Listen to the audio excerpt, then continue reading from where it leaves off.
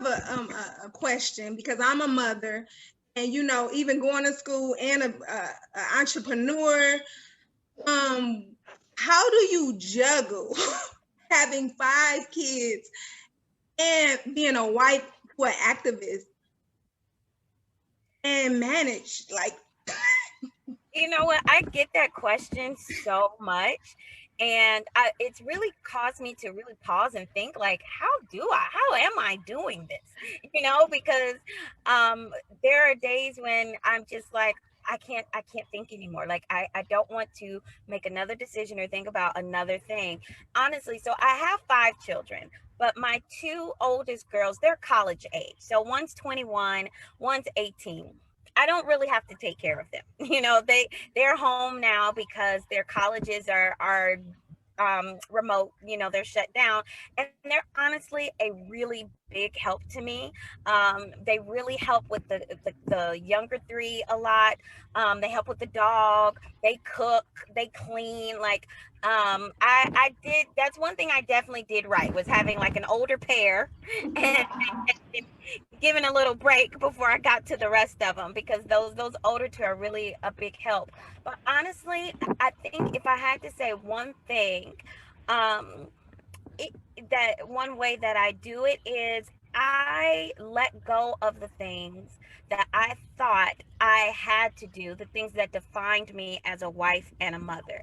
I grew up with this notion that, I had to do all the cooking myself. I had to do all the cleaning myself. Everybody had to wear matching socks every single day. If everybody's hair wasn't done to perfection, then I had somehow failed as a mother. Like, for the first, Mhm. half of my time as a wife and a mom, I grew up with those. I really had those expectations of myself.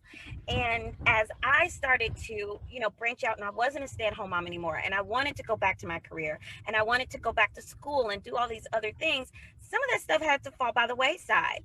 And so now I pay someone to braid my daughter's hair. Before COVID, I had someone who came to my house and helped me keep it clean.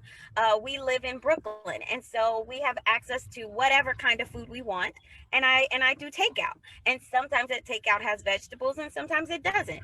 And I really had to let go of that. Like, as women and as moms, I feel like we carry around so much guilt about what we can and can't do. Did I bake the brownies for the bake sale, or did I pick them up at the store? I'm picking them up at the store these days. A couple of I years love that. ago, I'll never forget.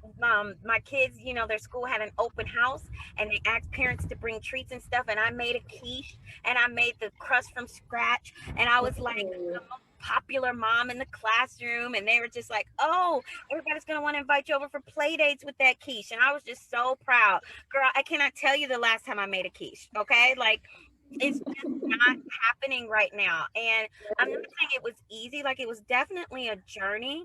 And still sometimes I'm like, oh, I didn't spend that much time with the kids today. Or, oh, I had so many Zoom meetings. I was up in my office all day, and I'd only got to talk to them such and such. But then I'll have another day like yesterday where we literally stopped our work and schooling in the middle of the day and biked to the skating rink and went skating with friends from 1 to 3 p.m. You know what I'm saying? It's like, I take those moments when I can, and I Wow. don't beat myself up when I can't.